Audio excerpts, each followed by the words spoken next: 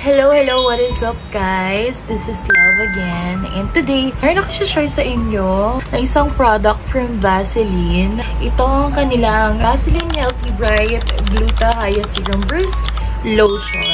Ito yung packaging niya. Sobrang ganda nito guys. Ang pinakagusto ko dito is very absorbent siya sa balat. And ang maganda din sa kanya, it fights dark spots for even toned glow. So, if nagpapaputi ka, maganda din to sa'yo. Bukod sa very hydrating, it's gonna protect you from the UV rays. Plus, ang laki ng bottle niya, it's 330 ml. So, ito siya guys, ganyan siya kalaki. Yung texture niya.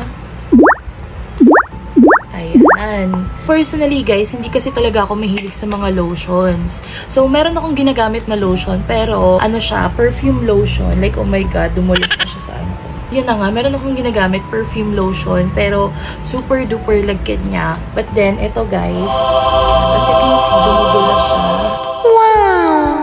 Ako talaga pawisin ako, and hindi ako pwede sa sobrang lagkit na lotions guys. Hindi talaga ako gumagamit ng lotion dito sa arms ko. Usually sa legs lang and sa inner thighs. So ayan siya. Ang texture niya, hindi siya sticky. Watery yung kanyang texture. Super duper bilis ma-absorb sa balat guys.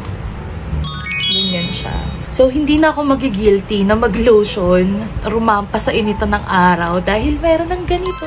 This is gonna be perfect for you if number 1, nagpapaputi ka ng balat mo and ayaw mo ng sticky na lotion at ayaw mo maglagkit. Kasi guys, personally ako, sobrang bilis ko maglapot sa labas. As in, ngayon, katirikan ng araw, lalabas ako at gamit ko siya.